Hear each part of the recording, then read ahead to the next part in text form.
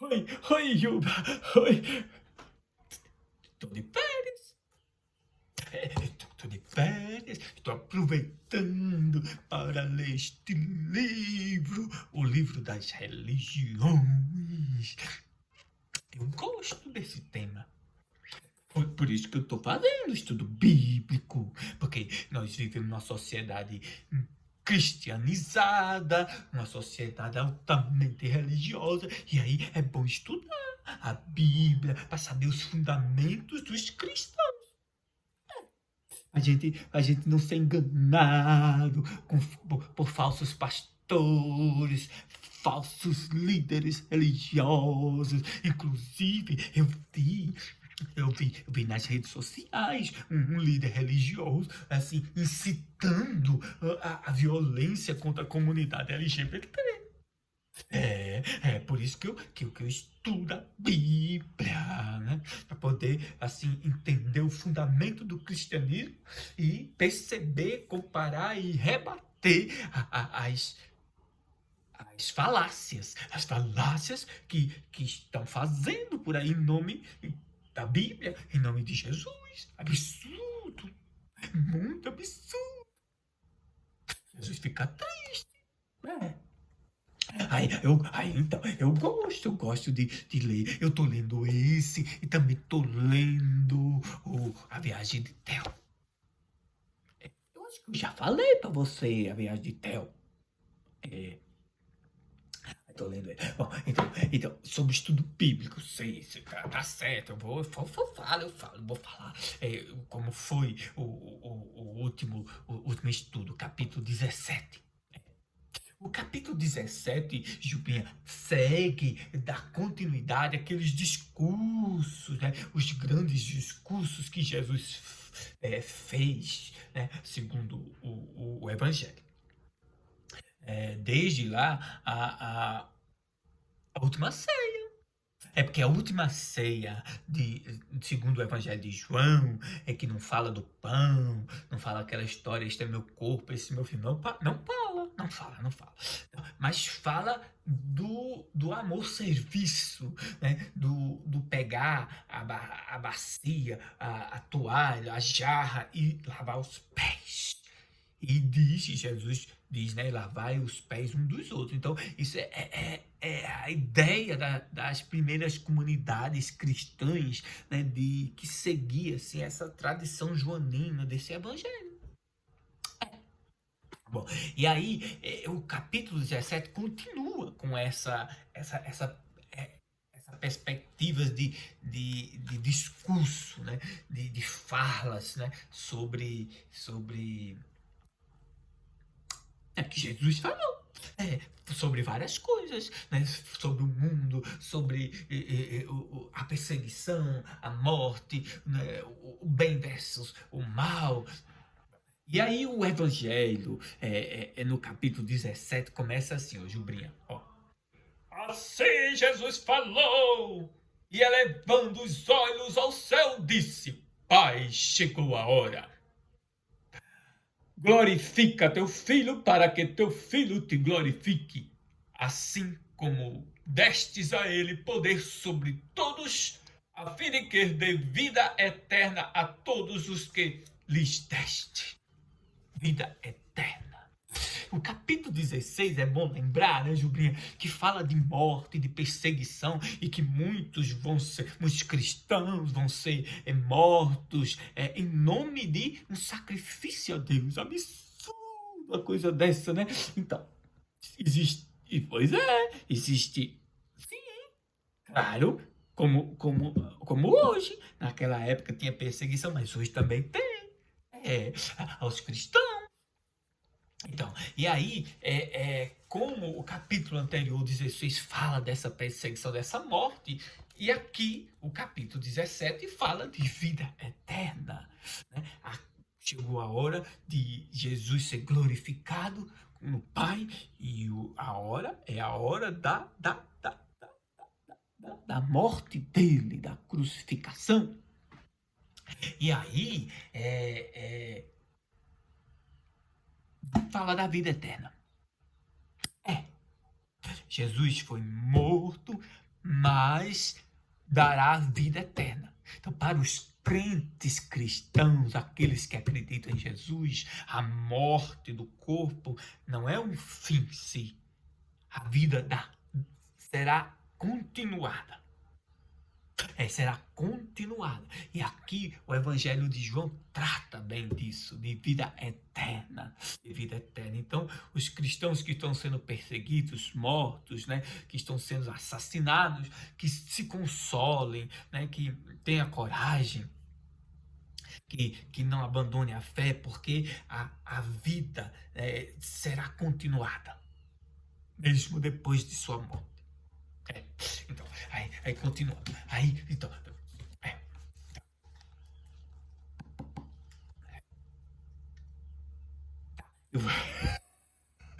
para dizer que eu vou ficar olhando a Bíblia e para te contar, porque eu não tenho tudo na cabeça de memória. Eu tenho que ir olhando, Jubrinha.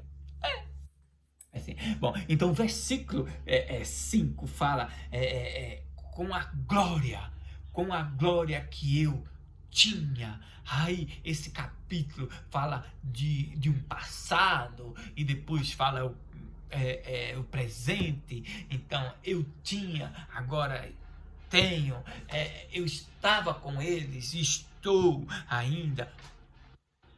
É assim que a gente no estudo ficou assim muito aperreado, para dizer, oh, meu Deus, fala no passado e depois no presente e fica para lá e para cá e deixa a gente tonto. E muita gente começou a ficar assim, sem entender. Porque a forma de escrever não é tão não linear, não é tão assim, muito evidente. Ele fala assim, meio com assim, enigmas. Eu já te falei nos outros capítulos também. E segue assim o mesmo modelo. Aí o versículo 9: Não rogo pelo mundo, mas por aqueles que me destes. Aí muita gente assim pensou, meu Deus, então é só para os cristãos, então Jesus só veio para os cristãos. Ai meu Deus, seria um clube do Bolinha? Aí disse, não, gente, não pode pensar assim, né? Porque, e o princípio da misericórdia? Jesus era a própria misericórdia. Então, não dá para pensar, mesmo que o texto esteja assim escritinho, a gente não pode pensar e interpretar assim sem fazer conexão com os outros evangelhos, com as outras partes do próprio evangelho de João, para não ficar sendo fundamentalista e pega só aquele pedacinho ali, né, sem fazer relação com o todo. Aí quando a gente faz assim, né, Juba, a gente pode dar a interpretação que quiser. E dizer qualquer coisa, inclusive coisa contrária à proposta de Jesus. Bom, e aí a gente lembrou assim, olha, não tem sentido que Jesus iria rogar só pelos cristãos, porque toda a vida de Jesus era fazendo o bem e o bom e o belo para todo mundo. Né? Jesus não perguntava, você acredita em Deus ou não? Se você acreditar, se você não, eu vou te dar de comer, eu vou tirar, ou não vou te dar de comer. Não. Assim como o Gênesis lá, Abraão, no Gênesis 18, do 22 ao 33, que Abraão roga a Deus para não destruir Sodoma. Porque aí foi ele justificando com Deus para não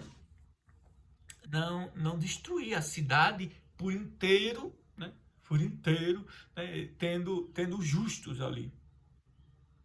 Bom, mas aí Jesus ultrapassa isso. Jesus ultrapassa. E Jesus não fica só nos nossos, né? Nos justos, nos cristãos. Bom, aí, do versículo 10 ao 11, a gente pensou assim, conversou, né? Essa fala direta para os cristãos do século I, né? Já não estou neste mundo, já não estou nesse mundo. Realmente, Jesus já não estava. Quando o Evangelho de João foi concluído, né, no final do século I, Jesus já não estava com eles, né? Já não estava com eles, né? E aí, mas aí vai insistir, na unidade dos cristãos. E aí no versículo 11, né? Deixa eu ver se é no versículo 11 mesmo que ele começa a falar da unidade dos cristãos, né?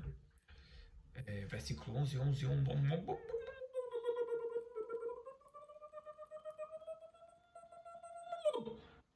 Aqui. Eu já não estou no mundo, mas eles estão no mundo enquanto eu vou para junto de ti. Pai Santo, guardai-os em teu nome, o nome que me deste, para que eles sejam um como nós somos um. Pois é, aí fala da unidade. Inclusive, é em João que existem muitos textos que o movimento ecumênico não sabe. Não sabe do movimento ecumênico. São pessoas de diferentes igrejas, né, cristãs, que em nome da unidade passam a comungar, né, em estudos bíblicos coletivos, em orações coletivas comuns, para dar esse testemunho de unidade, para combater, né, as brigas e as intolerâncias religiosas. O movimento ecumênico ele começa entre os evangélicos, entre as igrejas protestantes, as igrejas missionárias, por vários lugares do mundo. Só depois os católicos entraram. Bom, aí então segue. Então, assim, esse apelo à unidade, além do versículo 11, também está no versículo 21, no versículo 22, no versículo 23 desse mesmo capítulo. Isso mesmo. Bom, e aí, do versículo 14 ao 15, aí tem nesse capítulo 17 essa rivalidade entre cristãos e o mundo, cristãos e o mundo, cristãos e o mundo. Blum, blum, blum, blum, né? É como se os cristãos, o bem e o mundo, né, é o mal. Né? E aí muita gente perguntou assim, o que é esse mundo? O que é esse mundo? O que é esse mundo? Se os cristãos vivem no mundo, se compra a sua comida no mundo, se bebe a água do mundo. Então, aí muita gente, algumas pessoas do estudo bíblico dizem, olha, isso está parecendo muito um proselitismo, para que o mundo creia, a busca de adeptos, né? Assim, que queria que o cristianismo, as comunidades cristãs crescessem, né? Então, era um momento assim já de busca, de desejo de ter mais gente na comunidade cristã. Então tem muito dessas falas assim para que o mundo creia, né? Acredite, porque é próprio das religiões, né, Jubrinha? Todas as religiões querem adepto porque acreditam que sua fé está certa. Bom, e aí segue assim, lá no versículo 24, aparece a 40ª vez. 40. 40ª, 40.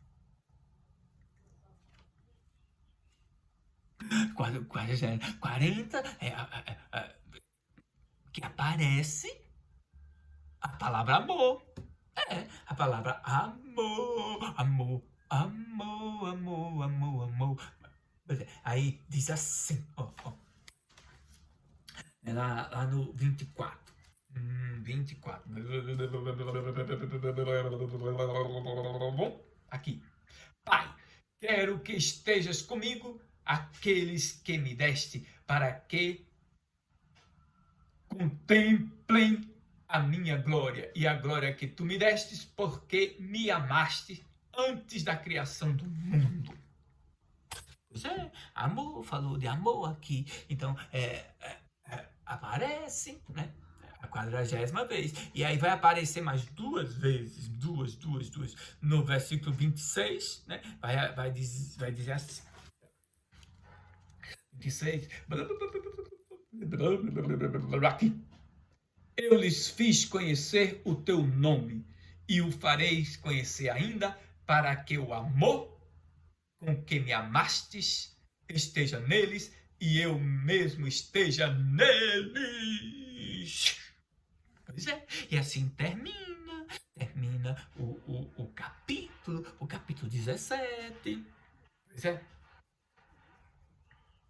sim, aí termina desse jeito, falando de amor, é o amor, mamãe, é o amor, amor, é um bom amor. Bom, o que seria de mim, meu Deus, se não tivesse o amor? O que seria de mim, meu Deus, que não tivesse o amor? Então, o amor aparece nesse capítulo 5 vezes. 5 vezes. E aí contabiliza 42 vezes até agora que o Evangelho fala de amor.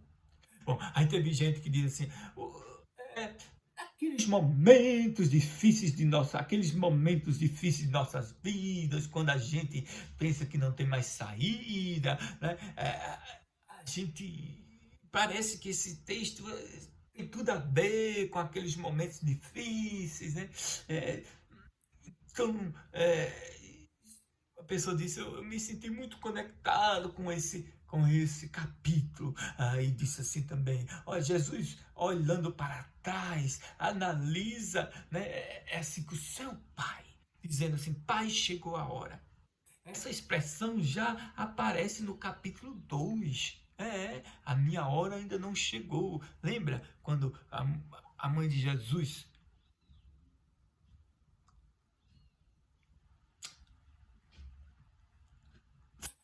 a mãe de Jesus intercedeu, porque acabou o vinho, aí tinha que ter mais vinho para a festa continuar. Vinho é fermentado, é alcoólico. Aí tem gente que diz, ai meu Deus, era só suco de uva. Se fosse suco de uva, não seria vinho. Pois é. Tem gente que força demais as suas convicções, querem que a Bíblia e o contexto histórico de uma época seja igual às suas ideias, convicções, né, religiosas de hoje. Não dá, né? Bom, então, lá no capítulo 2, Jesus diz assim, né? Ainda não chegou a minha hora. Aí aqui no capítulo 17 ele diz, pai, chegou a hora. Bom, aí tem uma pessoa que disse assim, eu percebi que nesse evangelho Jesus aparece, percebi que nesse capítulo aparece a expressão te peço, aparece no versículo 9, 15 e 20, e a expressão eu quero aparece 24 vezes. 24 vezes. Muita coisa. A palavra mundo aparece 18 vezes nesse capítulo. Aí a pessoa disse assim, olha, eu estudei com o Frei Carlos Mestre, que é um dos fundadores do CEBI, que é o Centro de Estudos Bíblicos Ecumênico,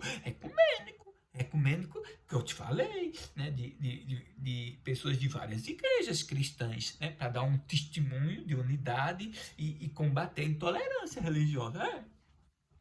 Aí a pessoa disse assim que estudou os livros do Carlos Mestre, né, do CEBI, e diz que o mundo pode significar a Terra, o universo criado, pode significar pessoas, a humanidade toda, pode ser um grande grupo de pessoas, aquela parte do mundo que é contra Jesus, né, que é chefiado por Satã, o príncipe do mundo. Então, o mundo significa uma situação de injustiça, de maldade, de opressão, perseguição contra a comunidade do discípulo amado. Não é? Eu não falei para você que no final do século I estava aqueles conflitos, perseguições, expulsão. Os cristãos estavam sendo expulsos do judaísmo e sendo perseguidos pelo Império Romano. Pois é. Aí teve outra pessoa que disse assim, olha, não me chamou a atenção muito assim esse texto, né? Porque assim, parece que tinha um grupo escolhido, um grupo só especial, e rogar por este e por os outros não. Aí a pessoa disse assim que não chamou muita atenção, mas chamou, né? Chamou a atenção. Mas eu acho que ela queria dizer assim, não gostei muito dessa expressão, né? Pois é. Aí assim, ela disse assim, é como se Jesus estivesse excluindo. Aí ela disse, eu creio que essas palavras não são de Jesus, é da comunidade lá do discípulo amado que colocou na boca de Jesus, né? Porque é assim a teologia, né? As pessoas, né, o diálogo com Deus acaba dizendo que Deus disse isso, que Jesus disse aquilo, né? E quando a gente narra, né, e faz uma narrativa, acaba que acontece isso, né? E era muito comum, é muito normal isso em toda a Bíblia. Então, a pessoa acha que não era mesmo Jesus que falou isso assim, eu rogo por esses, e o mundo não. Aí outra pessoa disse assim, esse mundo não é o Império Romano? Pois é, ficou uma interrogação. Aí outra pessoa disse assim, eu acho que era, porque o Império Romano era de injustiça, de opressão. Então, segundo Carlos Mestre, o Império Romano também era o mundo.